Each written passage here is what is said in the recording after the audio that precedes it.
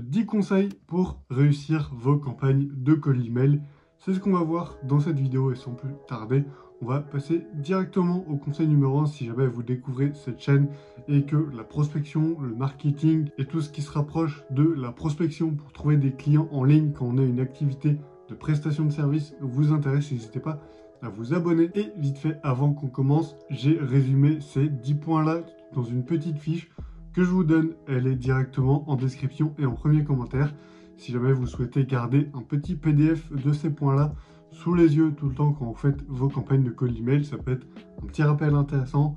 Bref, tout est dans la description, tout est en commentaire épinglé. Je vous laisserai aller regarder ça après la vidéo. Et commençons directement avec le point numéro 1 qui est la personnalisation. Il faut que vous vous adressiez aux personnes directement par leur nom. Et quand vous contactez un décisionnaire, appelez-le toujours par son prénom ou à la rigueur son nom de famille. Par exemple, Monsieur Dupont, Monsieur Machin, Madame Truc. Appelez-les toujours par leur nom. C'est un élément de personnalisation très important. Faites des recherches également sur votre destinataire si jamais vous pouvez trouver un petit icebreaker que vous pourrez mettre dans l'introduction de votre email qui viendra personnaliser simplement votre approche et mentionner des détails spécifiques à son entreprise et ou par rapport à sa situation. Si vous avez remarqué des petits points clés, par exemple en fouillant un peu sur LinkedIn, sur la page Facebook, les trucs comme ça, mentionnez-les dans votre email. Ce sera toujours de la personnalisation en plus. Et la personnalisation, honnêtement, pour moi, c'est un des points les plus importants pour se démarquer aujourd'hui de tout le spam qu'il peut y avoir en prospection. Et c'est ce qui vous rapportera des contrats par rapport à ceux simplement qui ne personnalisent pas et qui prennent pas la peine de chercher des petits détails par-ci par-là sur leurs prospects. Ensuite également, deuxième conseil, celui-là aussi est extrêmement important, c'est d'avoir un objet accrocheur. Parce que en effet, vous pouvez avoir le meilleur cold email du monde, si personne le lit, ça sert à rien. Et comment on fait pour que quelqu'un lise votre email? On fait en sorte qu'il l'ouvre. Et comment on fait pour qu'il l'ouvre? On rédige un objet très intéressant. Et pour ça, c'est très simple, il suffit de rédiger un objet court et percutant. Par exemple, question rapide, idée pour votre entreprise, etc. Bref, pas mal d'idées que vous pourrez aller chercher par-ci par-là. Faites court, faites simple, faites droit au but et évitez évidemment les objets trop commerciaux ou trop clichés, par exemple promo spécial, non, évitez ça. Troisième point, vous devez rédiger un message clair et concis.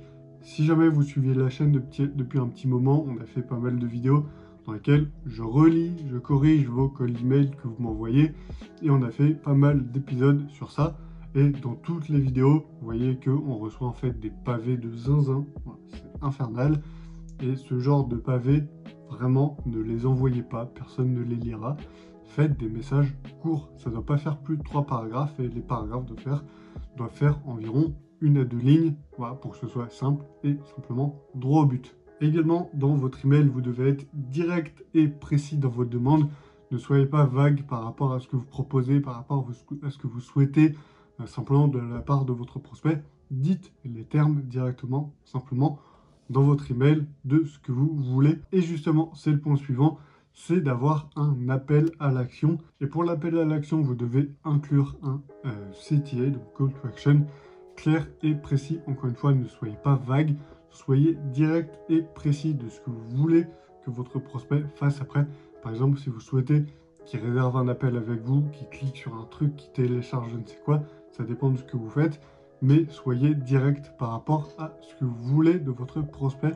Si vous voulez réserver un appel, dites-le. L'idée, c'est simplement que votre prospect ne doit pas avoir à réfléchir à ce qu'il a à faire si votre proposition l'intéresse, tout simplement. Point numéro 5, c'est l'A/B test. L'A/B test, si jamais vous ne savez pas trop ce que c'est d'avoir une version A et une version B, par exemple, d'un élément. Donc dans ce cas-là, un cold email, donc d'avoir une version A, une version B de votre cold email, et de simplement tester les deux. Donc par exemple, vous allez rédiger 2 versions de votre cold email, vous allez envoyer 2 campagnes avec ces emails différents, et vous allez voir celui qui performe le mieux par rapport peut-être à votre icebreaker, votre conclusion, quel email rapporte le plus de rendez-vous, quel email marche le mieux, quel email a plus de clics, quel email est ouvert le moins peut-être. Donc voilà, l'idée c'est de tester différentes versions constamment de votre email pour voir celui qui marche le mieux et de constamment optimiser. Et dans vos A/B tests, vous pouvez modifier l'objet, le ton, la structure de l'email, le call to action, bref, vous pouvez vous amuser en fait à modifier pas mal de choses et voir simplement ce qui marchera le mieux. Ensuite, en 6e point, c'est l'analyse des performances. Utilisez simplement des outils qui vous permettent d'analyser vos performances, donc vos taux d'ouverture, vos taux de clic. Si jamais vous envoyez via Gmail, par exemple, vous venez de commencer, vous n'avez pas forcément Emilia et tout ce genre d'outils-là, vous envoyez uniquement par Gmail, c'est ok, on peut faire pas mal de choses aujourd'hui avec les extensions. Et un outil que j'utilise pas mal dans la prospection, parce que c'est vrai que moi je fais de la prospection, je le fais encore à la main, simplement parce que ça me permet d'avoir un taux de personnalisation énorme en fait, et d'envoyer quand même pas mal de cold email par jour. Donc je suis pas trop fan de l'envoi automatisé, je trouve que ça perd un peu le principe du cold email.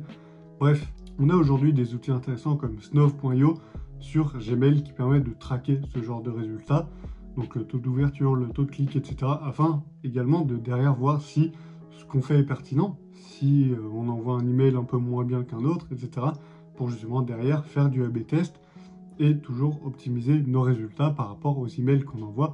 Encore une fois, si c'est l'objet qui coince, si c'est la niche, si c'est l'email en lui-même qui obtient pas trop de rendez-vous, qui obtient pas trop de clics, des trucs comme ça. Bref, utilisez des bons outils pour mesurer et analyser vos performances et derrière ajuster en fonction des résultats que vous avez.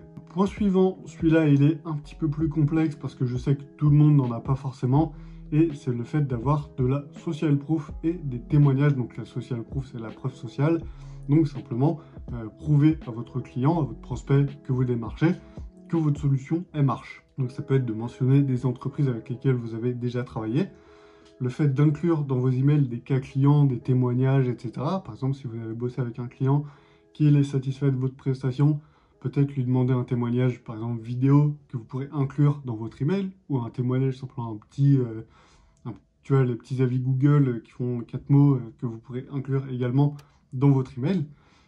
Et ça permettra en fait simplement d'augmenter la crédibilité de votre message, simplement parce que vous aurez acquis de la preuve sociale, et en fait, à partir du moment où vous avez ça, ce sera tellement plus simple de décrocher plus de contrats, simplement parce que votre client pourra vous faire confiance, votre prospect que vous démarchez pourra vous faire confiance, parce qu'il verra que ce que vous avez proposé, que ce que vous lui proposez, ça marche. Donc, il vous fera beaucoup plus facilement confiance, même si c'est pas forcément que ça marche ou que ça marche pas.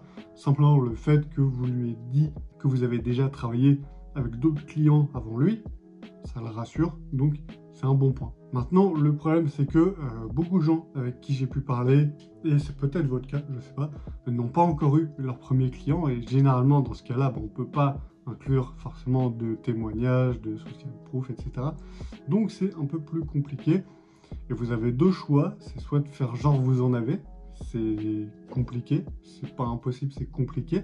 Si derrière vous passez par un prestataire, peut-être utiliser un témoignage d'un des anciens clients des prestataires avec qui il a travaillé. Bref, essayez de monter un petit truc comme ça. Si vous travaillez vraiment tout seul, ne le faites pas, parce que derrière, si ça marche et qu'au final vous passez pour un con parce que la ville était bidon et que derrière vous remplissez pas la mission parce qu'on vous a demandé un truc un peu plus compliqué par rapport à votre niveau, vous allez vous casser la gueule, vous allez perdre de l'argent et vous allez perdre en crédibilité pour vos futurs clients, tout simplement. Donc ne le faites pas. Par contre, ce que vous pouvez faire, c'est travailler à la performance. Par exemple, si vous faites de la pub YouTube, Google, Facebook, TikTok, Pinterest, peu importe, vous pouvez travailler à la performance, donc c'est-à-dire prendre un pourcentage sur les bénéfices, ou alors simplement de travailler gratuitement. C'est quelque chose que vous pouvez faire. Par exemple, si vous faites des sites web, si vous faites du social media management, machin, vous pouvez proposer à votre client simplement de travailler gratuitement pour le premier site, pour un premier mois, si vous faites du social media management. Bref, des trucs comme ça. Essayez vraiment de sortir un peu du lot, de proposer des choses innovantes et tout simplement en étant honnête également, de dire à vos clients, à vos prospects, si vous êtes mon premier client, si jamais vous êtes d'accord, moi je baisse mon tarif, par exemple, voilà, baissez vos tarifs, je peux travailler gratuitement le premier mois, voir un peu ce qu'on fait, voir un peu comment on travaille ensemble, etc. Et si on voit que par la suite ça marche bien entre nous, là je vous proposerai du coup la suite payant, peut-être encore une fois à tarif réduit, comme vous êtes mon premier client, par exemple. C'est des trucs comme ça que vous pouvez essayez un peu de négocier. Bref, si vous n'avez pas eu votre premier client, déjà avant tout soyez honnête, dites-le et essayez de négocier un peu. Généralement, quand même, les prospects sont, ils sont pas sensibles forcément, mais ils comprennent la démarche, puisque eux aussi ont commencé de zéro. Donc, n'hésitez pas, soyez honnête et dites-le. Les gens seront beaucoup plus sympas que vous ne pouvez le penser. Ensuite, utilisez les bons outils. Donc, c'est un peu en lien avec le point qu'on a vu avant, avec l'analyse des performances, l'AB test, etc. Donc, utilisez les bons outils, par exemple des outils d'envoi d'email comme Emaillia, des outils de mesure de performance. Alors ça, généralement, c'est inclus dans les outils d'email. Et par exemple, encore une fois, si vous travaillez directement sur Google, que vous n'avez pas d'outils d'envoi d'email comme Emaillia, Instantly et compagnie, vous avez hunter.io pour Gmail qui vous permet de trouver les adresses mail sur un site internet, par exemple. Si vous êtes sur un site internet, que vous cherchez l'adresse email pour contacter la personne ou quelque chose comme ça, vous pouvez directement utiliser l'extension pour trouver ces adresses email en question. Donc, utilisez les bons outils, ça vous fera gagner un temps fou et ça vous fera gagner également de l'argent. Je parlais aussi de Snovio pour Gmail, donc qui vous permet de traquer vos performances si vous envoyez vos cold email sur Gmail. Donc, c'est un excellent outil, c'est gratuit, n'hésitez pas, voilà. Ensuite, en avant-dernier point, c'est la signature. C'est très sous-coté, c'est quelque chose que vraiment peu de personnes utilisent ou alors l'utilisent mal parce qu'ils font des énormes briques. C'est un peu, ça rend un peu moche des fois.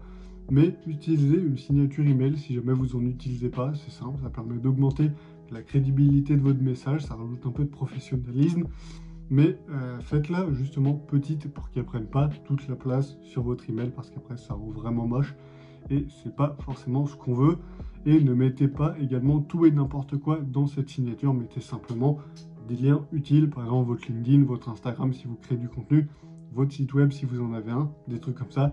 N'allez pas plus loin. Et enfin, le dernier point, et pour moi potentiellement le plus important de tous ces points-là, c'est le fait d'être patient et persistant.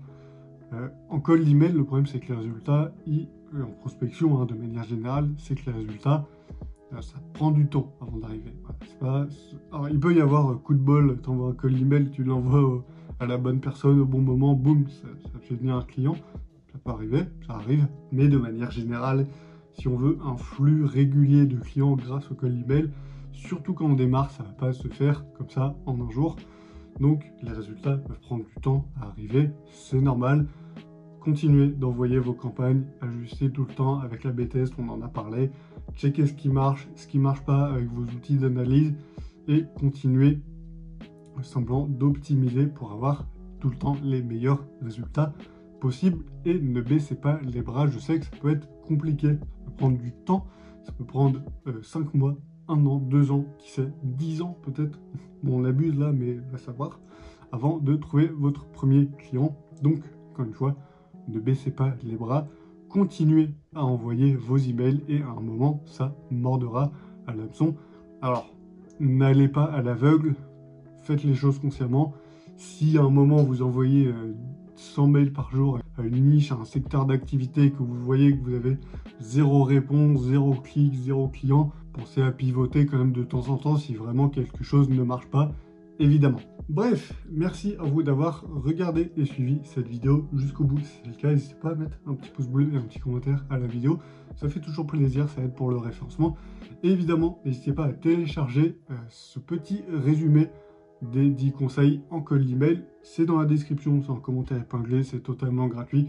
Vous avez juste à mettre votre adresse email en échange et vous recevrez ça directement dans votre boîte mail. N'hésitez pas à le coller directement contre votre mur. Ça peut être un rappel très intéressant tous les jours de voir ça avant de lancer vos campagnes. Bref, merci à vous d'avoir suivi cette vidéo et on se retrouve très prochainement dans une nouvelle vidéo et dans la newsletter. Ciao!